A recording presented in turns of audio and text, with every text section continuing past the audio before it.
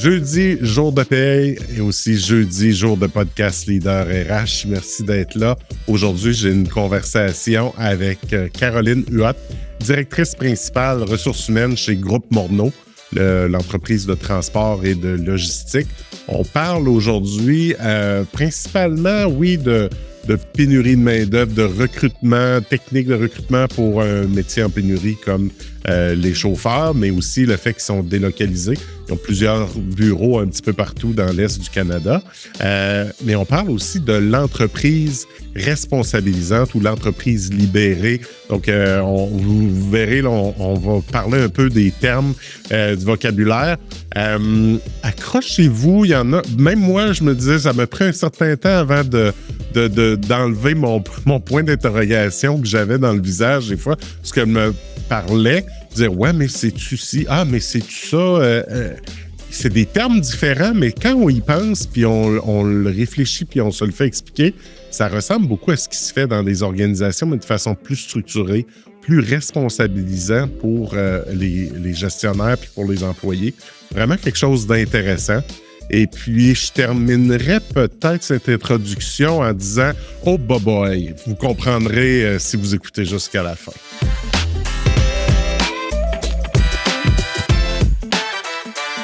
Bonjour Caroline. Bonjour Michel. Bienvenue au podcast Leader RH. Merci de l'invitation. Donc, Caroline Huot, directrice principale ressources humaines chez Groupe Morneau. Oui. On aura l'occasion d'en parler. Qu'est-ce que fait Groupe Morneau? Probablement que s'il y a des gens qui écoutent cet épisode sur la route, ils ont peut-être dépassé un camion dans le domaine du transport et de la logistique. J'aimerais ça qu'on recule un petit peu en arrière. Quand dans ta jeunesse, as-tu toujours voulu travailler en RH? As-tu étudié en RH? C'est quoi ton premier contact avec les RH? J'avais pas nécessairement beaucoup réfléchi à qu'est-ce que je voulais faire plus tard quand j'étais jeune. En vrai, le droit m'intéressait, la psychologie m'intéressait. Je travaillais au McDonald's quand j'étais à l'école, au cégep. Puis, à un moment donné, il y a quelqu'un qui m'a dit « Tu devrais aller en relations industrielles. Je te verrais là-dedans. » J'étais allée regarder ça le soir. J'ai fait « Ouais, je me suis inscrite là-dedans. » J'ai trouvé que ça faisait du sens. Je l'ai essayé. À 21 ans, j'ai fini mon bac à l'université, puis en relations industrielles à Laval, effectivement. Okay. Fait que je l'ai fait. J'ai aimé ça. J'ai fait mon bac, puis y a-tu des bouts que tu as plus aimé ou affaires dire c'est un peu moins temps des études? Parce qu'il y a une notion de droit. Puis c'est vraiment la partie du droit, moi, qui m'intéressait le plus, là. Okay. J'avais vraiment un intérêt pour ça. J'ai été dans une famille quand même que ma mère travaillait dans un bureau d'avocat, fait que je voulais pas aller nécessairement là-dedans, mais tout l'aspect droit m'intéressait beaucoup, j'aimais ça. Puis l'aspect aussi, là, relation d'aide, comportementale, on fait un peu de psycho, là, sans être trop de la psychologie, là, mais tu sais, on aborde ça un peu, fait que c'est les aspects que j'aimais le plus dans le bac. Il y avait plusieurs cordes à ton arc. Oui, tout à fait. Puis ça a été quoi ta première job RH, ton premier... Écoute, moi, j'ai fini en 2005, fait que ça fait 20 ans cette année. C'était pas évident de trouver des emplois en RH au départ, là, il y a une vingtaine d'années.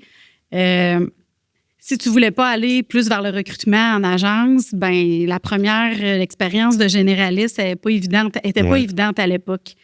Fait que j'ai commencé à travailler au Château Mont-Saint-Anne, c'est un hôtel au Mont-Saint-Anne, comme paie-maître. J'ai vu ça.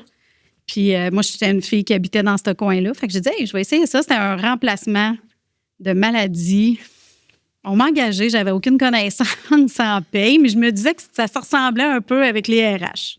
Oui, puis paie-maître, c'est... Paie-maître. Puis ils ont trouvé que ça faisait du sens, eux autres aussi. Écoute, étonnamment, avec du recul. Fait que... Puis tu sais, paie-maître, c'est très transactionnel où tu administres la paie, c'est pas rémun, tout ça. Fait que c'était vraiment des chiffres. Oui, complètement. Il y avait combien de payes à faire? Hey, je me rappelle pas, il y avait combien de payes à faire, mais on était peut-être, à l'époque, il y avait environ 200 employés. Wow. À peu près. Puis il y avait une paye confidentielle puis la paye des syndiqués. Puis j'ai commencé à faire la paye des syndiqués. On m'a expliqué, j'ai eu une formation, puis je suis partie avec ça. J'haïssais pas ça. OK. Puis... là, c'était hands-on, là, les mains dedans. Puis les feuilles de temps, c'était des punchs, des cartes. Des cartes qu'on comptait à l'époque à la main. Fait que oui, je faisais ça. Tu étais toute seule à la paye? Oui, j'étais toute seule à la paye. OK. Oui. Fait qu'il y en a qui débattent encore la paye, vas-tu au RH ou va pas? Ouais. Ça risque. Toi, t'es Aujourd'hui, je la veux pas, en tout cas. Mais j'ai quand même aimé ça. C'est quand même formateur, quelqu'un en RH qui a touché à la paye. Ça te fait comprendre la boucle. Là. Fait que, moi, il y a beaucoup de choses que j'ai appris en étant pémètre là, au Mont-Saint-Anne. Puis souvent, la paye, c'est vraiment de la première ligne. Fait que ça t'amène le côté service aux employés, expérience employée. Oui. Puis quand on se trompe sur une paye, ben ça brasse. Ouais. C'est quoi le contexte d'entreprise? Tu dis que c'était syndiqué? C'était une entreprise syndiquée, oui. OK. Puis, tu as toujours été pémètre? Non, pas du tout. J'ai fait à peu près, je pense, 7-8 mois. Puis la directrice RH, il y avait une personne au RH à l'hôtel. C'était une directrice RH. Elle est tombée enceinte. Puis ça faisait pas très longtemps qu'elle était arrivée chez nous. Puis le propriétaire est venu me voir et il m'a dit « Toi, Caro, t'as pas un cours là-dedans? » J'ai dit « Ben oui. » Ben il dit « Ça va être toi. » Bravo. Fait que j'ai dit « Ben parfait. » Fait qu'ils m'ont remplacé sur le poste de paye. On a affiché le poste de paye. Okay. J'ai pris le remplacement. Pas les deux postes. Non. J'ai pris le remplacement de congé de maternité. Puis là, ça a été réellement ma première expérience ressources humaines là, complètement. Tu étais la seule personne. Oui, j'étais la seule. Oui, il y avait juste une personne au RH à l'hôtel. Fait que recrutement, c'était syndiqué, les négociations. T'as-tu tombé dans une période que tu devais faire des négociations? Ben, en fait, je suis restée quand même presque 5 ans. Faut dire. Là. Okay. Fait que dans tout mon parcours, c'était quand même des relations de travail assez difficiles. Là, il y avait déjà eu un lockout dizaine d'années avant. Fait qu'il y avait un historique quand même de relations de travail fortes là, dans ce secteur-là. Le climat était quand même bon, mais au niveau des relations, au niveau des griefs, c'était pas facile. Fait que oui, j'ai eu la chance de faire tout ça dans mon passage chez Groupe Morneau. Excuse-moi, au Mont-Saint-Anne. Puis, est-ce que... Moi, je n'ai pas œuvré dans des milieux syndiqués tant que ça, mais tu sais... Quand tu arrives, tu dis, bon, ils vont en grève, ces employés, mais quand c'est l'employeur qui décide de, cette décision-là, se prend autour de la table du comité de gestion, de dire, OK, on s'en va en lockout. Est-ce que ça change notre perspective, notre approche du conflit, de dire que c'est nous autres qui le déclenchent versus ça nous est imposé? C'est aussi... Toi qui fais travailler tes cadres, là, on va se dire la vérité, on devait tous mettre la main à la porte pour que l'hôtel continue de tourner. Fait que ça fait un climat particulier. Là. Parce que là, toi, tu deviens réceptionniste en même temps que tes DRH parce que effectivement, là, les cadres travaillent. Mais non, j'ai pas été réceptionniste, mais effectivement, là, on pouvait faire des chambres, aller dans la cuisine.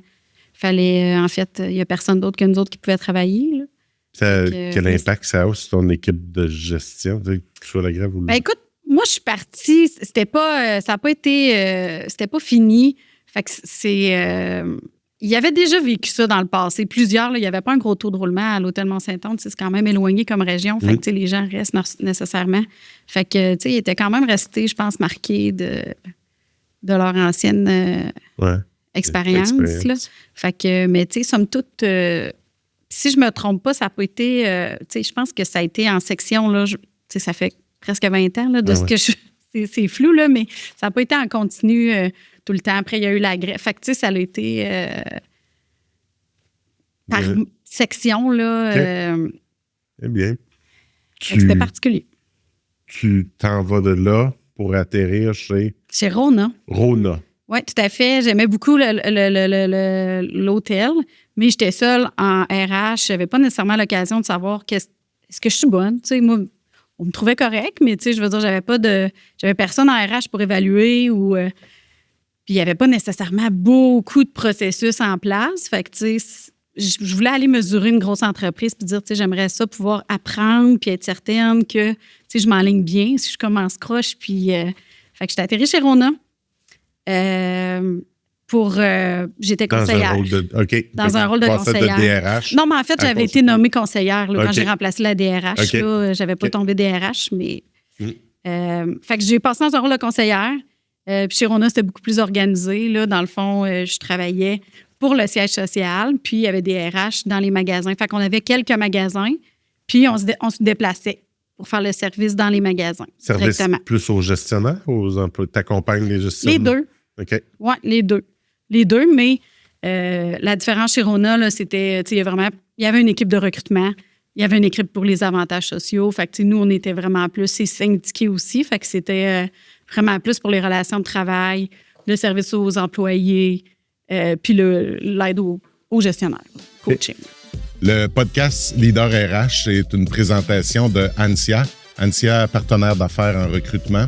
La mission d'Ansia, c'est de faire en sorte que la pénurie de main-d'œuvre ne soit pas un obstacle à la croissance des entreprises. Donc, Ansia, pour ce faire, vous accompagne avec un panier de services et d'outils technologiques en attraction, recrutement et intégration. Merci, Ansia, de contribuer à l'essor des leaders RH d'ici et de faire briller cette communauté. Puis, Rona, il y avait des détaillants, puis ça, ou c'était des...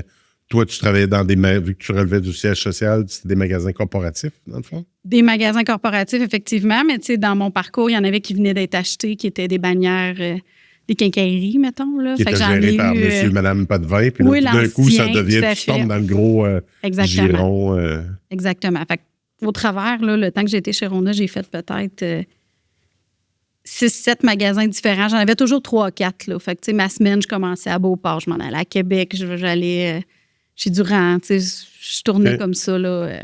Puis j'allais au siège social une fois par mois voir l'équipe. OK. Puis entre le commerce de détail, l'hôtellerie, la restauration, as-tu vu un gros clash? As-tu des parallèles ou des... C'était plus le choc petite entreprise, grosse entreprise, j'imagine? Oui, c'est sûr que ça, je l'ai vécu plus. C'était très structuré. Puis le choc que j'ai vécu, moi, c'était plus... au Château Mont-Saint-Anne, j'étais sur le comité de gestion. Moi, j'allais voir des chambres. On faisait manager on duty la fin de semaine, chacun notre fin de semaine. Fait que, j'étais vraiment hands-on dans les opérations aussi. Je faisais vraiment plus partie. Tandis que chez Rona, je partais, mettons, à 5h30 le soir. Puis, j'avais pas d'appel après. C'était terminé. C'était bien aussi, mais c'est quand même un changement de culture. T'es pas... je sentais que je faisais un peu moins partie de l'équipe. J'étais un service. Oui, c'est ça. Fait que ça a été mon choc le plus grand. Sinon, au niveau de relations de travail, moi, j'en ai eu beaucoup à faire chez Rona. Fait que ça a été... As-tu vécu des conflits de travail là ou c'était plus... Pas de conflits de travail, mais j'ai eu quand même 3 renouvellements de conventions collectives puis un nouveau magasin avec une nouvelle convention à négocier. Fait que j'en ai eu 4 à faire, accompagner. T'étais à la table? Oui, j'étais à la table puis j'étais accompagnée là, du DRH qui descendait le faire puis l'avocat. Puis, fait que, tu sais, encore une fois, là, j'étais pas en charge des négos, mais j'étais assise à la table, là. Fait que j'ai été chanceuse, pareil, dans un petit laps de temps, d'avoir fait comme 5 négos, là, en partie, là. T'étais là une couple d'années? 4-5 ans, à peu près. Quand même. Des fois, dans le commerce de détail, tu sais, un magasin, ça roule... 7 jours sur 7. C'est pas du 24 heures, mais quand même, il y a peut-être 150 employés, 200 employés dans le magasin, peut-être, au total, avec les temps partiels. Dépendant, les petits. Ouais. C'est un gros chiffre d'affaires, puis tout ça. Quand tu viens pour recruter des gestionnaires dans le domaine du commerce de détail, souvent, les gens vont gérant de magasin. Il y a un peu un enjeu réputationnel. Tu sais, je vais afficher un poste pour recruter un directeur d'usine pour une compagnie de 4 millions de chiffres d'affaires, puis là, ça va se garrocher. Tu vas recruter un poste de gérant pour un Rona, ça doit rouler peut-être 10, 15, 20 millions. Je ne sais pas combien de chiffres d'affaires, tout ça, autant d'équipes à gérer, tout ça, puis il y en a qui vont lever le nez un peu, dire « Ah, je ne peux pas être gérant d'un Walmart, ou gérant d'un Rona, ou quoi que ce soit. » Il y a beaucoup l'aspect aussi, tu sais, comme c'est du commerce de détail, comme tu dis, tu sais, les gérants, les directeurs de magasins sont obligés de faire des fins de semaine. Fait qu'ils vont pas toutes les faire, mais tu sais, il faut que tu sois là la fin de semaine, il faut que tu fasses des soirs, il faut que tu vois ton équipe. Fait que nécessairement, ce côté-là est moins intéressant. Par contre, moi, quand je travaillais pour Rona Renault, là, je peux pas dire que c'était un enjeu beaucoup les directeurs magasins parce que c'était quand même encadré. L'obtention des postes de directeur, puis il y avait beaucoup de promotions, beaucoup de transferts de directeurs d'une place à une autre. Fait que c'était beaucoup des promotions. Tu vas avoir tel magasin qui fait plus de volume. Fait que pour vrai, j'ai pas des grands souvenirs d'avoir cherché des directeurs parce que ils arrivaient d'un autre magasin. C'était tout. C'était un poste de promotion interne. Ça libérait une place quelqu'un montait. Puis, oui, ou tu avais un plus petit magasin, puis là, ben, on t'en donnait un plus gros ou un qui avait plus de volume. Ou, fait que, tu sais, ça faisait partie vraiment là, de la... Quand les directeurs étaient quelques années quelque part, là, souvent, ils tournaient. Là. Fait que c'était les mêmes qu'on revoyait là, des fois d'un magasin à un autre. Il avait déjà été ton client interne. Exactement. Oui. Mais c'est vrai que des postes de gérant, puis tout ça, c'était pas évident à trouver. Nous, dans notre fonctionnement chez Rona à l'époque, l'équipe de recrutement en place allait vraiment faire le recrutement de tout le personnel sur le plancher, là. Puis nous, on accompagnait pour le recrutement des cadres, des non-syndiqués. Okay. Puis c'est ça, mais comme c'est RH, on faisait pas les démarches, pas du tout. C'était vraiment drivé par l'équipe de recrutement. Fait que nous, tu sais, on avait des entrevues à faire, mais tu sais, j'aimais bien dans la stratégie de recrutement à mon niveau là, quand j'étais chez Rona. Qu'est-ce qui t'a amené parce qu'après Rona, j'ai tombé au groupe Morneau. Groupe Morneau. Chez Rona, ben, c'était en restructuration, là, ça allait pas très bien. Mais ma dernière année, on a fait beaucoup de coupures. Là. Il y a eu un changement là, au niveau de la compagnie. Puis, moi, j'ai perdu mon emploi. En fait, c'est qu'ils ont aboli le service dans les magasins. Ça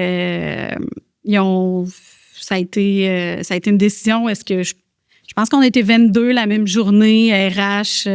Ils avaient enlevé des services dans les magasins de comptabilité, les caméras, en tout cas, ils avaient réduit, puis tout ça. Fait que j'ai fait partie du... Et tu as été l'autre bord de rencontrer, de faire rencontrer ta lettre, ton package. Je l'ai vécu. Fait que tu l'as vécu, j'en fais pas souvent, mais quand j'en fais, j'ai tout le temps une petite pensée parce que je l'ai vécu. Ouais. Fait que j'étais allée chez Groupe Morneau. J'ai appliqué chez Morneau, puis... j'ai eu le poste, je suis rentrée comme conseillère, encore une fois, même type de poste. Là, ça fait combien de temps? Ça fait 11 ans l'été passé. Je m'en vais sur ma 12e année. OK.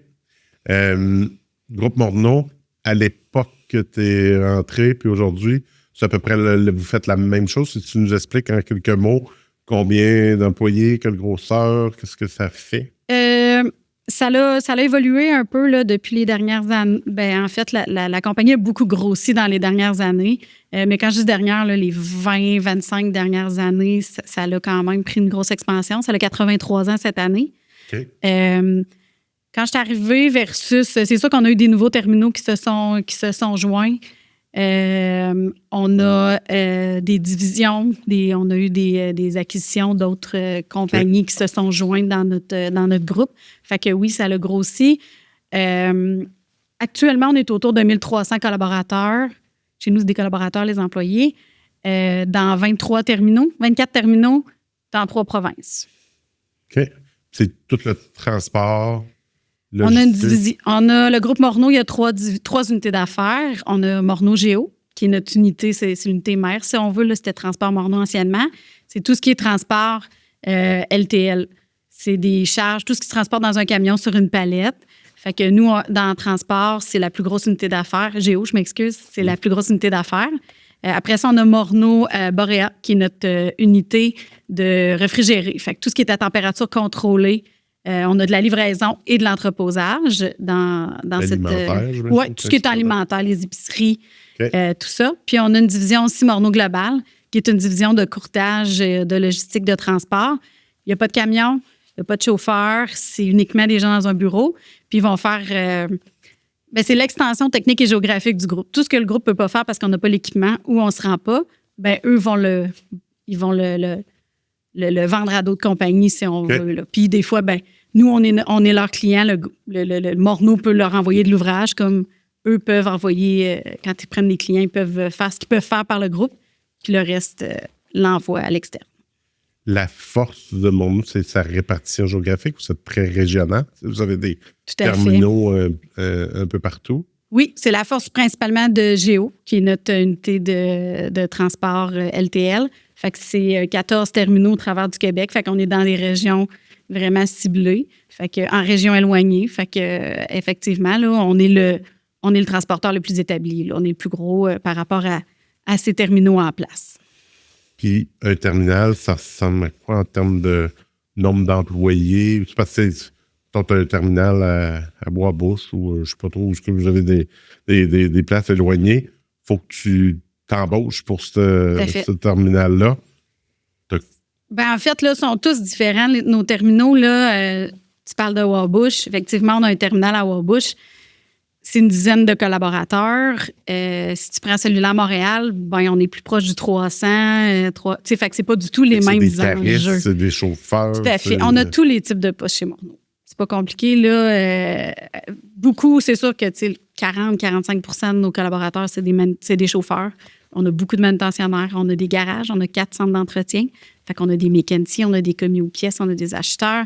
On a une grosse équipe informatique, on a un service de com, de la comptabilité, des répartiteurs, des services à la clientèle, des commis aux opérations, tout ce qui est... Name it, on a quelqu'un. Écoutez, on a vraiment beaucoup de types de postes. C'est souvent ça notre enjeu. Des fois, le monde, il pense à Morneau, il y a des chauffeurs. Oui, mais on a beaucoup d'autres types de postes. Fait que c'est pas les mêmes réalités. Puis c'est sûr que les terminaux en région éloignée, le recrutement pour un chauffeur à Wabush, à Goose Bay, il y en a moins, là, le bassin. Fait que c'est sûr que c'est un enjeu actuellement. Depuis plusieurs années, là, le recrutement n'est pas facile de chauffeurs à la base. Mais dans des régions ciblées, c'est très réglementé. Ça prend des permis. On ne peut pas s'improviser chauffeur. Là. Mm-hmm. Avez-vous fait quelque chose de particulier là-dessus? C'est de la marque employeur? C'est de la chasse, de travailler avec les écoles? Tout à fait. On fait écouter plein de choses. Tu as fait un peu de tout ça? Oui, on essaye un peu de tout pour voir qu'est-ce qui fonctionne.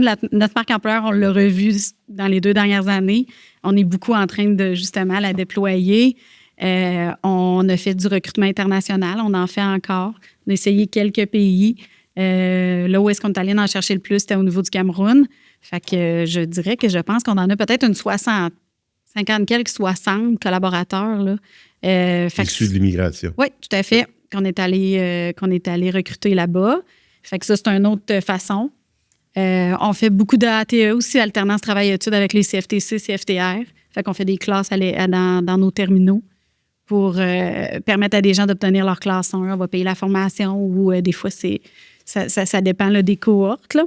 Fait que c'est des choses qu'on essaie au travers de tout le reste, effectivement. Est-ce qu'il y a des stigmates ou des idées préconçues que les gens ne vont pas naturellement étudier là-dedans? Avez-vous besoin de stimuler l'entrée en poste? On dit toujours que le transport, c'est pas sexy. De moins en moins, il y a des gens qui vont en transport. Là. Le métier est moins bien reconnu. Avec les jeunes aujourd'hui, ça fait plus des métiers. Souvent, on va aller plus vers le cégep, l'université. Fait qu'on sent une diminution de l'attrait pour ces métiers-là. Fait que, effectivement, c'est difficile d'intéresser les gens à ce domaine-là. Nous, dans notre domaine aussi, on a beaucoup de manutention, de la livraison. Fait que, ça prend aussi, c'est pas juste, tu prends ton camion, tu t'en vas aux États-Unis, puis tu roules. Fait que c'est une autre dynamique de transport. Fait que il faut les intéresser à ce type de transport-là. Oui, parce que c'est pas juste un chauffeur. Parce que ils ont tout le titre de chauffeur, mettons, ou tu cherches un classe 1 chauffeur, mais la personnalité ou la personne qui va faire du long courrier puis qui va faire Québec, Californie, c'est pas le même profil qui va faire de la livraison dans le Vieux-Québec ou qui va faire pourtant, ils s'appellent tous chauffeurs puis ils ont toutes la même chose. On va avoir des chauffeurs qui vont travailler plus de jours, qui vont faire de la livraison, des cueillettes, des livraisons, qui vont travailler plus physiquement, vont aller voir les clients. On a des types de chauffeurs qui vont travailler plus de nuit, ils vont faire des transferts entre nos terminaux avec une remorque pleine, ils la laissent là, ils en repartent avec une autre. Après ça, on a des terminaux aussi le plus vers le nord. On a des chauffeurs avec des trucks à bed, des camions couchettes qui vont partir, eux autres, là, pour plusieurs jours. Mais nous, dans notre cas, on ne va pas aux États-Unis. Fait que, essentiellement, nous, on se concentre là. Fait que la plupart du monde revient coucher chez eux pas mal. Oui, c'est vraiment notre différence. Là, à part quelques-uns, comme je dis, qui ont des camions couchettes. 95 % de nos chauffeurs, nous, rentrent chez eux à tous les jours, ou à tous les matins, ou à tous les soirs. Okay. Probablement que la dynamique familiale a amené des candidatures aussi. j'aime ça faire du long courrier. Oups, j'ai des enfants, tout d'un coup, Oui. je reviens, Oui. reviens à la maison. Les enfants s'en vont, j'ai le goût de faire Exact. de repartir. Exactement. OK.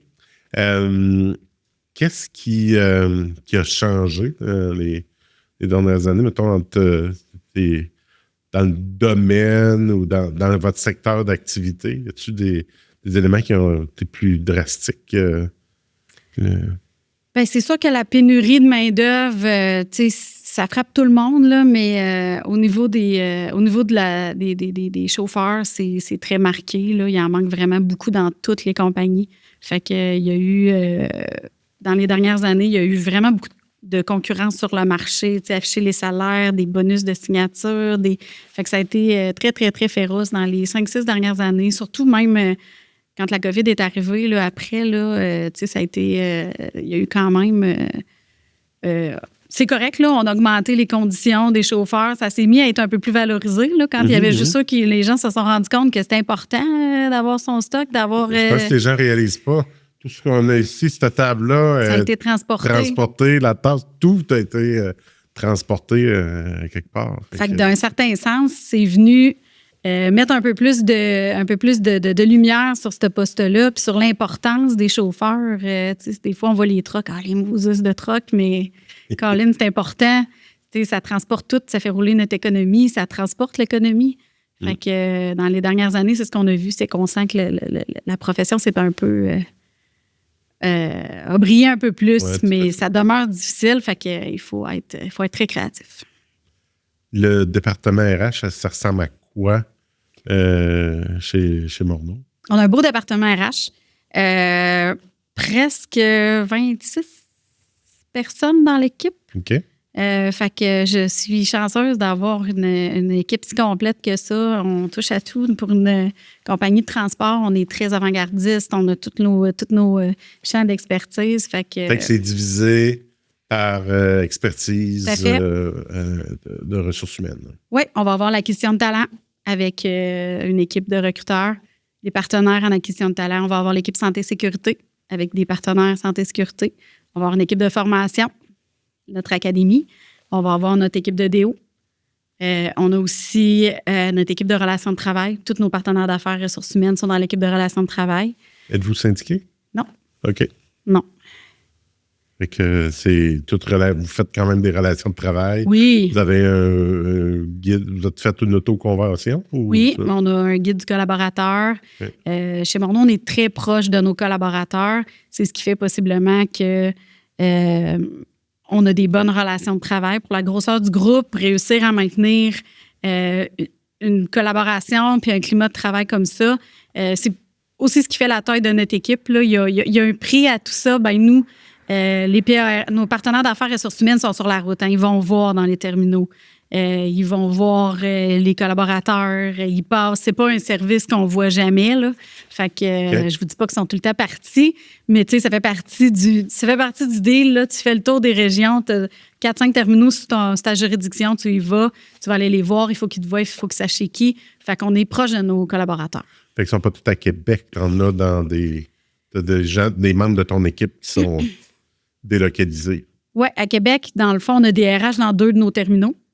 Après ça, on a des RH dans 2 terminaux à Montréal. Puis, on en a aussi à Toronto. OK.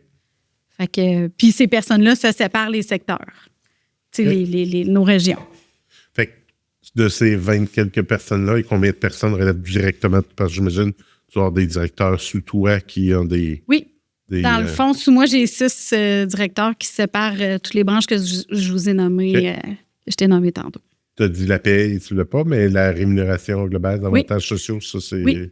Je dis qu'on n'a pas la paie parce qu'effectivement, là, moi, je n'ai pas la paie dans mon cercle. Là. Okay. Par contre, on travaille vraiment connexe. Là, on est en train d'implémenter un système de gestion des RH. Puis là, on s'occupe de la paie, justement, automatiser tout ça.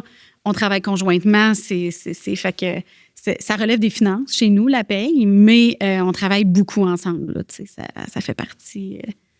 des conditions. c'est indissociable pareil, là, même si tu veux. C'est ça. On n'avait pas. Sinon, s'il y a un problème, quoi que ce soit, ça remonte au RH. C'est beaucoup, oui. L'équipe de la paye, ils vont traiter la paye, ils vont faire tout ce qui est plus administratif, mais il y a des questions de paye. C'est les RH sur le plancher qui vont faire les recherches avec nos gestionnaires. Depuis le nombre d'années que tu es là, tu as vécu la transition puis un transfert familial. Oui. Donc, il y a la famille Morneau. C'est encore la famille Morneau, mais c'est les enfants qui ont repris. Oui. Avec une coprésidence aussi. Oui, Catherine et David sont coprésidents maintenant depuis... Ça fait un an, là. Ça fait un peu plus d'un an. Comment les RH sont impliqués là-dedans ou comment toi, tu es impliqué dans la planification, de voir ça, la gestion du changement, puis dire... ça arrive, là. Je dirais que ça se préparait quand même depuis plusieurs années, cette transition-là. Catherine et David ont toujours fait partie de l'organisation. Là. Moi, ils étaient déjà là avant moi. Je veux dire, ils ont fait beaucoup de postes au travers de l'entreprise. Fait que, tu sais, c'était pas une surprise, ça se travaillait déjà. Puis j'ai envie de dire, il y a une grande partie de l'équipe de gestion qui ont... je pense qu'on a tous grandi ensemble un peu, là, d'un certain sens, dans l'équipe au travers des années. Fait que il n'y a pas eu une grosse... Puis dans les employés, c'était connu aussi. Puis donc, est-ce que c'était un projet RH, cette transition-là? Non. C'était... Non. C'est sûr que ça l'a changé au RH parce qu'avant, la VP RH à l'époque, c'était Micheline Morneau, qui était la sœur d'André Morneau. Elle était propriétaire avec André. Fait que c'est sûr que nous, au département RH, nous autres, on relevait de Micheline. En plus. Je relevais de Micheline là, à un moment. Fait que c'est sûr que pour nous, ça l'a changé un petit peu plus. Mais Micheline est partie à la retraite, puis André était demeuré là, à la tête de la compagnie, puis on avait eu un autre VPRH entre-temps. Donc... OK. Puis aujourd'hui, c'est des coprésidents. Oui. Fait qu'ils se répartissent les rôles. Oui. On va parler de la hiérarchie un peu, puis tout ça, c'est un sujet que je veux aborder. Ça se vit. Il y a tous les sujets RH vont plus à une des personnes ou c'est les deux? Une bébête à deux têtes ou c'est... Honnêtement, ça marche bien. Ça fonctionne bien. Catherine et David ont chacun leur champ d'expertise, mais ils travaillent vraiment beaucoup ensemble. Fait que, tu sais, il n'y a pas grand-chose qui va passer. Tu sais, ils communiquent beaucoup entre eux. Mais David va avoir tout ce qui est plus vente et opération. Catherine va avoir les services groupes, tout ce qui est plus financier puis tout ça. Fait ils se dédoublent pas. L'objectif, c'est pas qu'ils soient tous sur les mêmes rencontres puis que, tu sais, qu'on doive inviter. On sait qui doit être sur un appel ou sur l'autre. Des fois, ça va nécessiter les deux, mais souvent, par facilité aussi, tu sais, ils vont se passer l'information. Si un avait besoin d'être au courant, je vais le mettre au courant puis on va en discuter. Fait que je te dirais que ça va très bien. Ils fonctionnent bien ensemble. Tu sais, on sent la fluidité dans tout ça. Fait que au niveau de l'équipe, là, ça se passe très bien. Vous avez mis en place l'entreprise responsabilisante. Moi, je disais libérée. Tu dis, on a choisi le terme. Fait qu'on va clairer l'histoire du terme. C'est la même affaire, mais vous avez choisi un terme différent? Ou Oui, en fait, ça fait déjà plusieurs années. C'est André là, qui avait un peu... fait que c'est pas venu...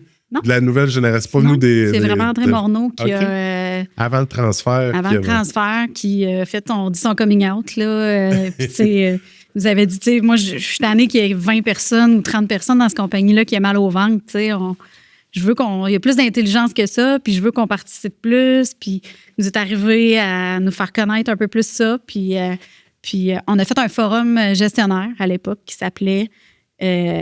c'est j'ai un blanc, là, 2018, je pense. Avant ou après la COVID, c'est devenu un marqueur. C'était avant la COVID, certainement. Au Mont-Saint-Anne, où je travaillais à l'époque. J'étais retournée voir mes anciens amis. Puis on a réuni tous les gestionnaires du groupe. Fait qu'on était une centaine au Mont-Saint-Anne. Puis André nous a expliqué sa vision, puis tout ça, puis comment il voyait. C'était l'entreprise libérée. Là, l'entreprise libérée, okay. Exactement. Puis ce qu'il disait, c'est je veux me servir de l'intelligence collective. Moi, c'est pas parce que tu es un directeur que tu as la connaissance infuse, mais en même temps, je veux pas qu'il y ait des goulots d'étranglement. Je veux qu'on soit plus fluide puis tout ça. Fait que je vous le fais rapidement. Là. Ouais. Mais fait que c'est ça. Fait que en fait, le libérer, ça faisait peur un peu aux gens. C'est comme si, ouf, là, on... Sky's the limit, là. Moi, je suis libérée, puis je vais gérer ça à ma façon. Fait qu'on avait fait un exercice en commun au Mont-Sainte-Anne de choisir le terme, qu'est-ce qui nous parlait le plus. Puis ce qu'on s'est dit, nous autres, c'est responsabilisant, qu'on aimait mieux, parce qu'on se disait, on se responsabilise. C'est ce qu'on veut, c'est que chaque personne se responsabilise dans l'entreprise. Fait que c'est pour ça qu'on est allé vers l'entreprise responsabilisante. On était tous collectivement plus à l'aise avec ce terme-là. On l'assumait plus. Puis là, vous devez mettre ça en place. Là, c'est un projet qui était du président. Ça venait du président, mais qui a été responsable. C'est les descriptions de poste, c'est les rôles, etc. Ça vient jouer dans le cours des RH pas mal. Comment vous êtes impliqué là-dedans? Puis... Bien, c'est un gros projet. Puis j'ai envie de dire, il n'y a pas une. Tu sais, oui, il y a eu un début, là, il y a eu une idée, mais tu sais, ça ne vient pas avec c'est pas une recette, hein. Puis tu sais, il n'y a pas de fin en soi. Il n'y a pas une journée qu'on va se lever. Bon, nous, on l'a fait, l'entreprise responsabilisante. C'est pas une switch que tu non. Puis où est-ce qu'on va atterrir? On l'a toujours dit du début. On ne le sait pas où est-ce qu'on va atterrir. Quand tu lis, tu sais, on a tous lu sur des modèles. C'est beaucoup plus en Europe là, qu'il y en avait, puis tout ça.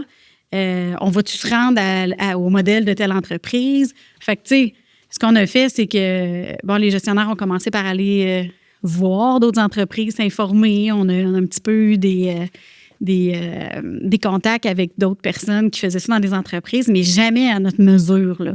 Puis toujours dans des modèles, toujours dans des entreprises moins traditionnelles. Nous, on est une compagnie de transport. On n'est pas une petite shop d'informatique. Puis je le dis pas négativement, mais ce que je veux dire, tu sais, c'est un milieu très... conservateur, traditionnel. Oui. Fait que, moi, j'entends, c'est pas péjoratif, mais en informatique, tout ça, des fois plus avant-gardistes. Ou, nous, c'est un... Des early adopters.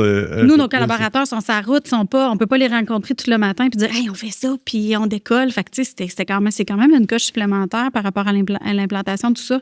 Fait que... Aviez-vous vu des modèles dans ça ou juste des modèles dans l'entreprise plus... Non, ici, en fait, je pense qu'une entreprise en Europe qui avait fait qui était en transport, mais c'était pas tout à fait la même chose. Là. Fait que non, ici, il n'y avait rien de comparable. Okay. Puis je pense encore aujourd'hui, si je me trompe pas. Fait qu'on a fait un peu avec des consultants, avec tout le monde a lu là-dessus.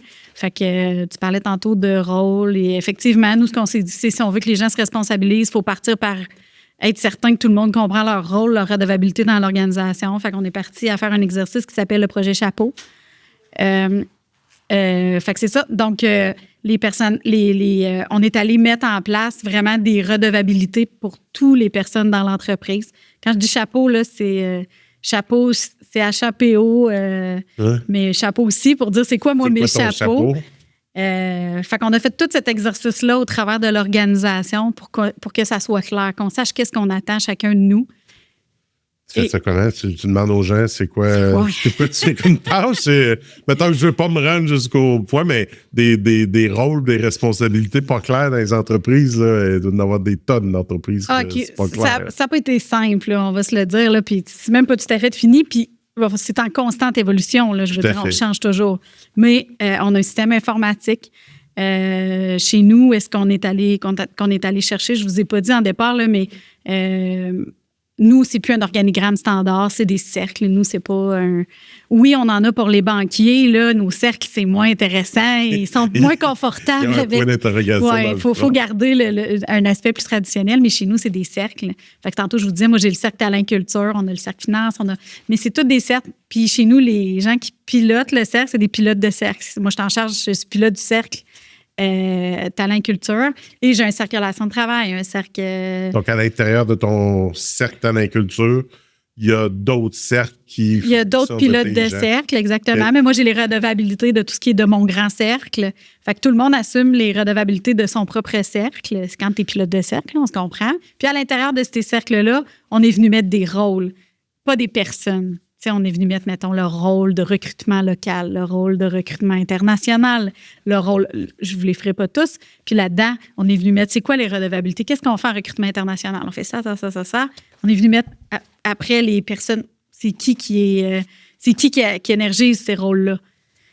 Fait qu'on a fait ça à la grandeur de l'organisation avec vraiment des séquences. Tu rencontres tes gens individuellement, c'est quoi tes rôles, puis là, tu as des termes là, qui énergisent, la redevabilité, etc. C'est le petit Robert avec les qui énergise, c'est qui est responsable. Qui énergise, c'est qui fait ce rôle-là. Okay. Oui, c'est sûr qu'on a un vocabulaire différent là, au travers du temps. Redevabilité. Redevabilité, c'est une responsabilité. OK. Si on veut, là, ou une tâche. L'imputabilité. Oui, exactement. Parce que tu dis, je suis moi qui est redevable de certaines cultures. Fait que l'imputabilité finale de la performance ou de la contribution de ce cercle-là, c'est toi qui l'as, mais avec tes collaborateurs. Effectivement. Dans ton cercle. On a des rôles modèles. Le rôle de pilote de cercle, c'est le même rôle pour tout le monde. Un pilote de cercle va faire sa gestion de budget, doit planifier la main-d'œuvre, doit. Je veux dire, on a une liste. Fait que le chapeau de pilote de cercle vient avec des rôles de responsabilité qui, peu importe, dès que tu as un chapeau de pilote de cercle, que tu sois pilote de cercle. Finance, compte payable, etc. Tu as ce certain rôle-là. Effectivement. En plus de des rôles métiers, mettons, de faire la feuille, faire le cash flow, à traiter je sais pas si c'est des pilotes de cercle, des recevables ou des payables. En fait, c'est que le pilote de cercle n'aura pas ces redevabilités-là, lui. Dans le fond, il y a quelqu'un dans son équipe qui va l'avoir, mais il doit s'assurer que les redevabilités de son propre cercle soient faites. Okay. Fait que, mais un pilote de cercle chez nous a toutes les mêmes. On a des accompagnateurs. Les gestionnaires, quand tu as des gens sous toi, tu es un accompagnateur. Fait que tu n'es pas un gestionnaire. Là. Fait que les accompagnateurs, c'est un rôle d'accompagnateur chez Morneau. C'est le même rôle pour tout le monde, mais c'est sûr que les accompagnateurs qui en ont... Tu sais, on n'a pas tous les mêmes réalités, mais le rôle demeure le même au travers de l'organisation. Fait que c'est sûr qu'en ayant fait tout ce travail-là, en ayant fait le déploiement du projet Chapeau, bien, c'est venu clarifier beaucoup de choses dans l'organisation. Puis c'est venu aussi légitimer, tu sais, nous, ce qu'on dit, c'est qu'on veut pas que, parce que moi, je suis DRH, bien, moi, je ne fais que ça. Peut-être que moi, je suis vraiment bonne en com, puis j'ai vraiment des forces en telle ou telle chose. Bien, ça se peut que j'énergise des chapeaux dans d'autres sphères de l'organisation. Fait que moi, si demain matin, je m'en vais, Caroline, bien, on va aller voir dans l'Aspérite. Caroline, là, elle en avait 22 chapeaux. Il y en avait 2 qui étaient dans le cercle paye. Il y en avait un qui était dans le cercle des communications parce que Caroline est bonne en médias sociaux, je ne sais pas. Mais c'est juste aussi pour permettre à tout le monde, tu sais, c'est pas de faire n'importe quoi, mais si toi, ça se peut, là, c'est pas parce que nous, quand quelqu'un quitte, on va regarder, y a-tu d'autres, les rôles, là, on va les prendre, puis on va dire ça peut être fait ailleurs. Est-ce que ça va être vraiment dans la description de poste de la prochaine personne? Parce que le output de ça donne une description de poste. Oui. Okay. En fait, on a des descriptions de poste standards. On dit toujours que c'est le 80 %, là. Fait que là, je vais prendre le poste de DRH. Bon, 80 % de la description de poste. Puis, selon ce qu'on va chercher, est-ce que nous, on a besoin qu'il y ait d'autres rôles dans l'Aspérite qui soient énergisés, qu'on aimerait? Bien, ça, on va venir les ajouter dans notre description de poste. OK. Fait on fait la liste de toutes les tâches, toutes les affaires qui doivent être faites. Après ça, on vient dire ça relève, ça va dans quel genre de cercle. Puis après ça, on va identifier quelles personnes font quel bout dans ces... Quelle tâche va venir énergiser. C'est mélangeant, hein? Ça t'a pris combien de temps le nouveau... Ben, honnêtement, c'est difficile à expliquer là, comme ça dans un entretien. Mais pour vrai, un coup que tu l'as compris, un coup que tu vois le modèle, je vous montrerai des images, c'est beaucoup plus parlant quand tu le vois. Mais ça apporte beaucoup de clarté, mais ça demande une rigueur, par contre, de venir dire... si toi, tu changes quelque chose, ben là, hey, c'est plus moi ça qui le fait. OK, ça, il faut le corriger. Parce que le système est aussi un répertoire. Moi, je peux aller voir Michel. Bon, mais je vais aller voir Michel. C'est quoi, toi, tout ce que tu fais? Je pourrais taper le mot petite caisse Je vais aller voir partout dans l'organisation où est-ce que le mot petite caisse apparaît, dans tous les cercles dans l'entreprise. Je pourrais dire, tu sais, des fois, on ne sait pas qui fait quoi. Nous, à la grosseur, là, des fois, on est là, je peux-tu parler à l'autre qui fait tel type de poste pour savoir telle tâche, pour savoir comment il s'y prend, ou en tout cas, tu sais, des fois, ça devient difficile là, de savoir tout ce que tout le monde fait. Fait que là, ça vient vraiment éclaircir les rôles de chacun. Mais ça, c'est une petite partie de l'entreprise responsabilisante, là, la clarification des rôles. Là, on se comprend, là, c'est pas tout ça, c'est dans tous nos processus qu'il faut penser comment on peut être responsabilisant, d'impliquer nos collaborateurs dans le plus de décisions possibles à différents niveaux, se servir de l'intelligence collective. Fait que c'est jamais fini d'essayer de penser comment on peut impliquer nos gens. Puis ça prend combien de temps avant de avoir un point d'interrogation dans la face comme j'ai là? Ben, je l'ai peut-être pas bien expliqué. Non. Honnêtement, je fais bien des blagues, mais c'est super. Mais je prends par exemple, je sais pas moi, toi, tu as passé au travers, tu l'as mis en place, tu l'as vécu, tu as fait le processus, etc. T'embauches demain matin un RH ou t'embauches un directeur que là, t'es plus un directeur, t'es un accompagnateur, pilote de cercle. C'est comme, hey, j'ai appliqué pour le poste de directeur des achats, pas comme accompagnateur. Fait que ça prend combien de temps avant quelqu'un qui arrive de l'externe? Parce que tu as des réflexes. Il n'y a pas beaucoup d'entreprises qui ont ce modèle-là. De plus en plus, il y a un intérêt pour ça. Parce que, tu sais, on recherche beaucoup de la performance dans les entreprises, mais on n'est pas des robots. Le marché fait que de plus en plus, ce modèle-là tend à être pas copié, mais mis en place et essayer d'être vécu. Tu as raison quand tu dis, c'est sûr que ça paraît un peu, c'est différent. Là. Moi, je vous parle de ça, mais ça fait longtemps que je suis là-dedans maintenant. Dans tous nos postes, soit dit en passant, on en parle. Parce que pour nous autres, c'est important. Pas juste si on embauche un RH, pas juste si on embauche un directeur, peu importe. On a un petit speech sur l'entreprise responsabilisante. Puis c'est quoi qu'on veut faire vivre à nos collaborateurs. Fait que ça fait partie de l'explication. Est-ce que tout le monde comprend? Là? Si on s'en va à la sortie avec un micro, là, c'est pas tout le monde, je pense qu'il y aurait la bonne définition. Je suis pas pilote, je suis chauffeur. C'est ça. Fait que, tu sais, à différents niveaux, c'est pas très, très clair. Par contre, ça fait vraiment partie de notre culture de plus en plus. C'était pas facile nécessairement. Tu sais, on a passé au travers là, beaucoup de questionnements des gens qui sont là. Moi, j'étais directeur, là, pilote de cirque. Les titres existent encore. Hein, tu sais. C'est la grosse crainte. C'est la grosse crainte des gens. Hein. Moi, je serais plus directeur. On va m'enlever mon titre parce qu'il y a quand même des compagnies où est-ce qu'on est tous, il n'y a plus de titres, tout ça. Chez nous, il y a encore des titres. On a besoin d'avoir encore des titres, comme je le dis, là, au niveau de l'externe, au niveau, c'est bien important. Par contre, à l'interne, on va plus dire qu'on pilote un cercle, puis sans être trop... on a plus la notion d'équité là, dans l'organisation. Fait que je ne sais pas ça prend combien de temps, mais on cherche beaucoup un fit chez nous. C'est vraiment un fit d'individus qu'on cherche. On dit toujours que les valeurs sont à la base de l'organisation. Le reste, c'est du savoir-faire. Fait que, ça s'apprend. On se comprend là, que quand ça prend des certifications précises, bon, ça les prend. Sauf que pour nous, c'est super important de trouver un fit. Fait que si tu n'adhères pas à ce principe-là, tu ne seras pas bien chez nous. Ouais, c'est ça. En fait, tu ne seras pas heureux. Ouais. Fait que, tu sais, ça peut avoir l'air un peu particulier quand on en parle, mais quand on le vit, on se rend compte que c'est beaucoup de bienveillance, c'est beaucoup, tu sais, je veux dire, ça reste une entreprise, ça reste, on a des problèmes, on a des belles journées, des moins belles, mais des fois, les méthodes qu'on va se prendre pour peut-être régler nos problèmes ou pour... on essaie de le faire des fois... en pensant, en ayant ça en tête. Exactement. Fait que, tu sais, c'est tout un changement. Puis, tu sais, je pourrais pas dire on est-tu rendu ce qu'on voulait. On chemine comme ça, puis on chemine à la vitesse des gens qui cheminent avec nous autres. Est-ce que qu'une des réticences à mettre ça en place vient aussi de si je vais là, j'y vais all-in ou j'y vais pas? De ce que je comprends de votre démarche, tu sais, ça a commencé en 2018, tout ça, de dire, puis tu disais, on ne sait pas nécessairement où est-ce qu'on va s'en aller, tout ça. On a une vision aussi où on s'en va.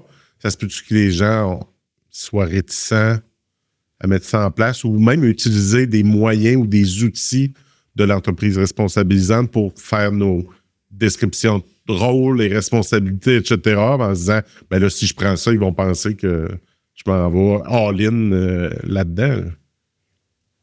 Parce que j'entends du bien et du positif dans la démarche pour faire des choses que toute entreprise a besoin de responsabilité, puis de rôle, puis qui est imputable. Puis même si tu fais un organigramme en triangle, en pyramide, tu as quand même besoin de savoir qui est responsable de quoi, etc. Puis il y a peut-être des outils dans cette démarche-là qui aident ça. Mais tu sais, sur le fond, là, c'est très cartésien là, quand tu y penses. Là.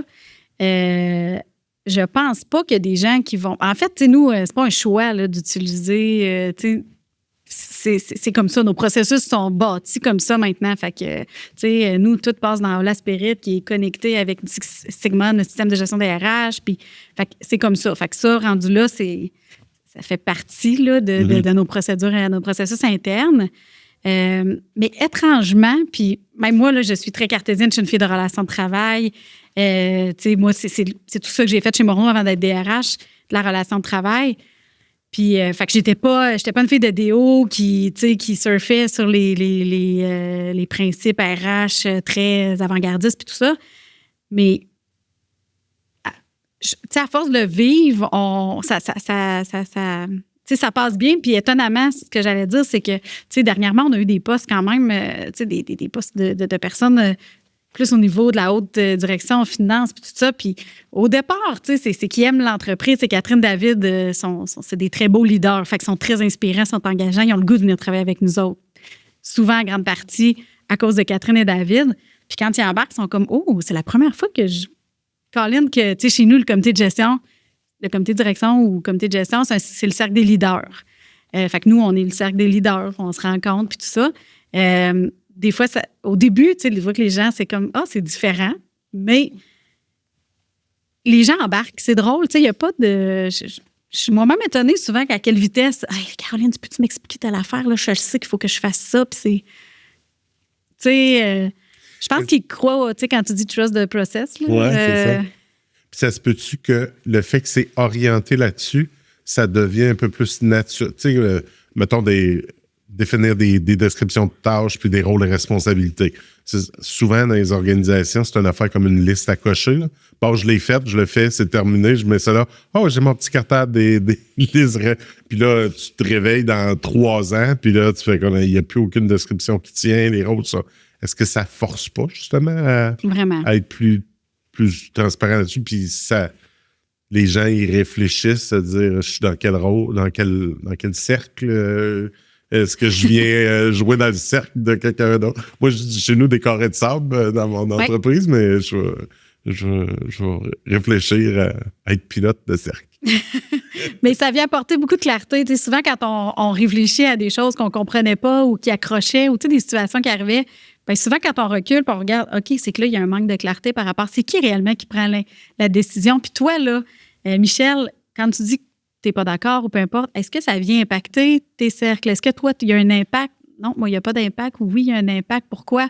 Ah, OK, c'est parce qu'on oublie toujours que toi, il y a cette incidence-là sur ton cercle. Puis tout ça, fait que, tu sais, ça pousse vraiment les réflexions. Fait que ça nous aide à être plus efficace. J'imagine vos cercles un peu comme des diagrammes de veine. Ils s'entrecroisent en tant que tel. C'est pas des cercles qui... Tu sais, ce que tu fais en RH, ça a une implication dans d'autres, aux opérations, production, etc. Fait que tu prends une décision, mais on réfléchit pas et on pense pas toujours à c'est quoi l'impact que ça a sur les autres autour de nous. Il faut penser au cercle impacté, effectivement. L'organisation, il y a le grand cercle de l'organisation. Par l'intérieur, il y en a plusieurs. Mais oui, quand on prend des décisions ou quand il se passe quelque chose, c'est certain qu'il faut s'assurer qu'on ne vient pas impacter d'autres cercles. Okay. Ou si on impacte d'autres cercles, il faut informer les pilotes de cercle.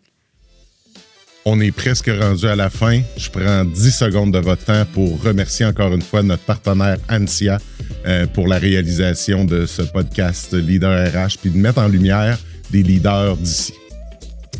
Puis, quel impact ça a avec la rémunération?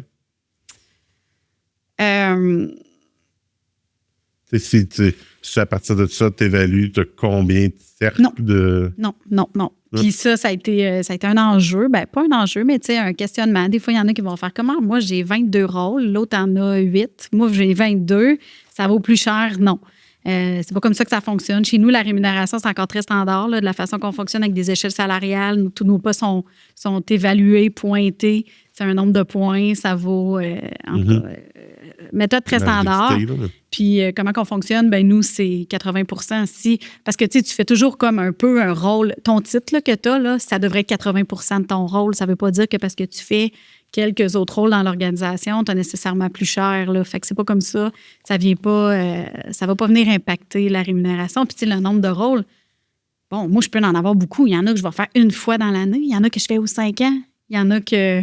Tu sais, on a aussi l'option de mettre combien de temps que ça nous prend, le pourcentage, attacher des compétences avec ça pour faire des plans de développement. C'est une grosse bébite qu'on peut aller loin avec ça. Fait que ça ne fait pas nécessairement... La personne ne va pas... Oh, tu viens de me rajouter deux cercles ou tout ça. Toc, toc, toc. Je peux te savoir, j'ai-tu ma prime? Oui, bien, ça peut créer le réflexe, mais c'est à nous autres d'expliquer que c'est pas... ça va pas avec ton nombre de... Puis, tu sais, à un moment donné, par contre, ça peut nous aiguiller à dire, ben voyons donc, tu sais, cette personne-là, il y a... Tu sais, avoir peut-être le niveau stratégique ou... Puis ce que j'aime aussi, c'est souvent vous êtes une grosse organisation, vous avez plusieurs personnes, des fois dans des plus petites, c'est la personne à la comptabilité qui fait l'informatique, qui fait ci. Il y a plusieurs chapeaux, puis ils font plusieurs rôles en même temps. Puis là, ils viennent pour remplacer cette personne-là. Puis là, ils se rendent compte que ça prendrait peut-être 2 personnes ou que la personne le faisait par intérêt personnel, déboguer tout le monde à l'informatique, mais c'était pas la personne qui avait le chapeau de technicien informatique. Exactement. En tant que tel. C'est exactement ça. Tu sais, quelqu'un partait. Tu sais, nous, ça l'a beaucoup grossi. Mais voyons, comment ça, on fait plus ça? Des fois, tu t'en rends pas compte du jour au lendemain. Tu sais, il arrive une situation que tu fais, oh, ça faisait 6 mois qu'on le faisait pas. Pourquoi? Ben, c'était elle qui est partie, qui l'a pas fait. Fait que, tu sais, ça, je dis pas que ça arrivera plus. Ben, mon souhait, c'est que ça arrive plus. Mais, tu sais, on s'est mis un système en place pour venir dire, ben, Caroline, ça quitte, il y a ça, il y a ça, il y a ça, il y a ça, il y a ça. Qu'est-ce qu'on fait avec tout ça? Ça veut pas dire qu'on engage nécessairement, by the way, tu sais. On pourrait dire, ben, on a des intérêts, on sait que, on a le programme Faites le plein où est-ce qu'on fait des rencontres avec nos collaborateurs, on vient cerner qu'est-ce que toi, tu aimerais faire plus tard, as-tu d'autres aspects, as-tu d'autres intérêts? Fait que, tu sais, on peut aller les rediriger à d'autres personnes. Ça ne veut pas nécessairement dire que ça fait une création de poste. Puis c'est trop souvent ça, le réflexe aussi. On va ajouter quelqu'un et quelqu'un qui est parti. Fait que, tu sais, on veut vraiment se concentrer sur c'est quoi notre besoin. Ça te force à challenger. On a-tu encore besoin de faire ça? Là? Tu sais, ça fait... On a ça, on a besoin de faire. On l'a-tu encore besoin? C'est encore au mois? C'est quelque chose qui peut être fait automatiquement? Ben, on essaie de faire des mises à jour tout le temps. Là. Les PRH supportent beaucoup les pilotes de cercle actuellement à faire des rencontres mensuelles en disant, y a-tu des changements dans ton cercle? Y a-tu des choses que tu as bougées? Y a-tu, pour développer le réflexe d'aller toujours mettre à jour? Fait que, ça fait partie de nos redevabilités de regarder notre cercle une fois de temps en temps et de dire, c'est toujours bon? Y a-tu des choses qui ont changé? Y a-tu des choses qui ont évolué? Mais ça pousse la réflexion là, quand quelqu'un quitte, quand on doit faire une embauche, ben on va regarder, y a-tu quelque chose d'autre dans ces redevabilités-là? Sont-ils faites à quelque part, coudonc? Tu vas taper tes mots. Ah, tu vois, il y a là que ça se fait.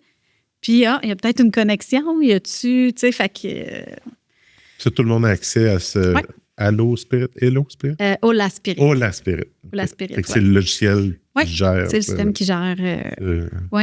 Système-là. Tout le monde y a accès, peuvent... Actuellement, je pense que nos personnes d'opération, chauffeurs, manutentionnaires, mécaniciens, n'ont pas les accès encore. Okay. Ultimement, ça serait notre but, là. Mais pour l'instant, on ne l'a pas encore déployé à tout le monde, là. Mais tous ceux qui ont des adresses Morneau, un ordinateur, ils ont accès. OK. Tu as dit le cercle des leaders, des termes. On fait de la route, bilan. Faites le plein. Faites le plein, etc.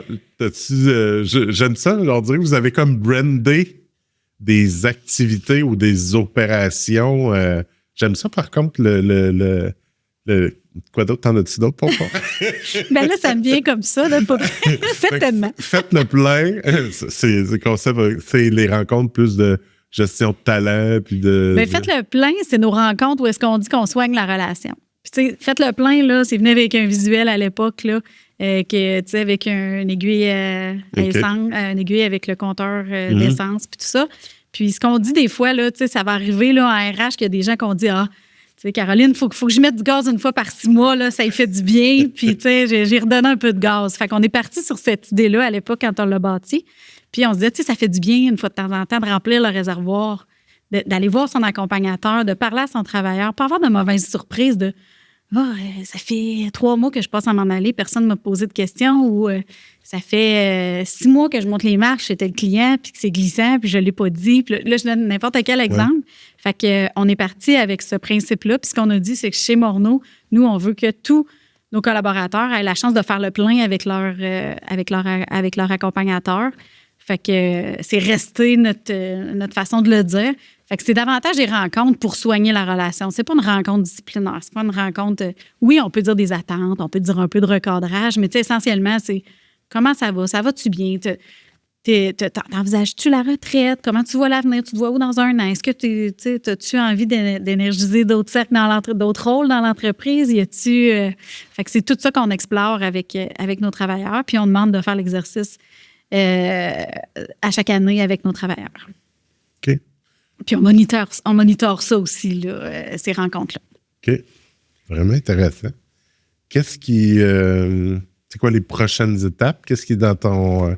Dans ta cour, dans tes projets? Écoute, il s'en vient plein de choses au niveau de l'équipe, au niveau du département RH. Là, on a la chance d'avoir une entreprise qui croit beaucoup en le développement de ses collaborateurs. Ce modèle-là, c'est quand même différent.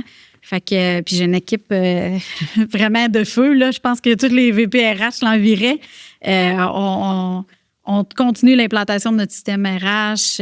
On a un LMS qui va rentrer bientôt, qu'il faut mettre en place. On travaille beaucoup sur nos développements de plans de carrière, de compétences.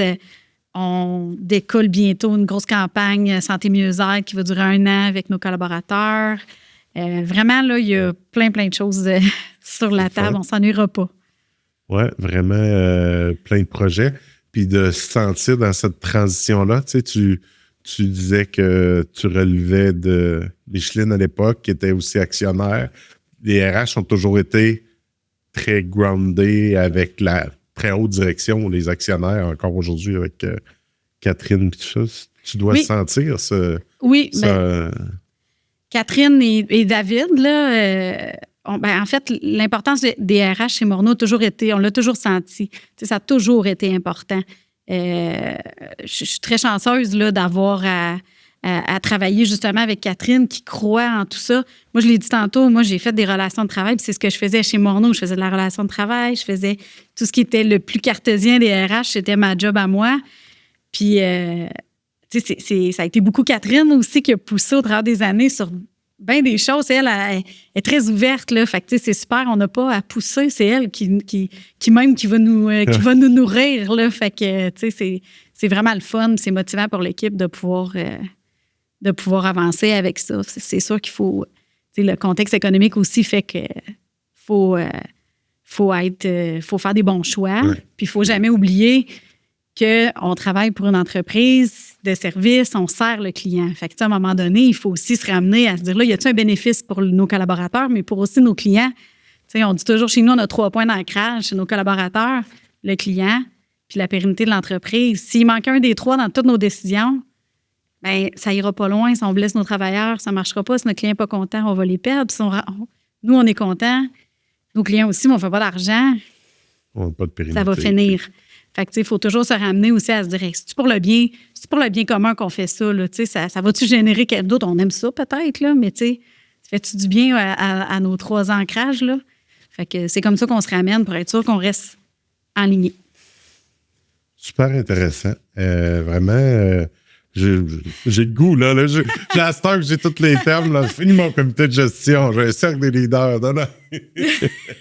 Non, mais je trouve ça vraiment intéressant. Puis ça nous amène ailleurs. Des fois, on est comme enracinés dans nos façons de penser, mais c'est les mêmes principes RH ou de bienveillance puis de gestion d'opération, mais de les amener peut-être différents, soit brandés comme avec vos... Faites le plein ou je m'en vais à ma rencontre pour faire le plein versus je m'en vais rencontrer mon boss ou je m'en vais à mon évaluation annuelle ou tout ça.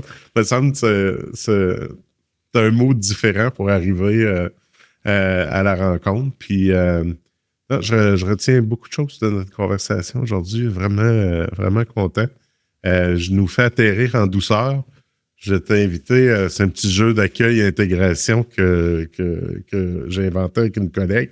Je vais t'inviter à piger une carte de la catégorie vie personnelle, puis je t'invite à y répondre.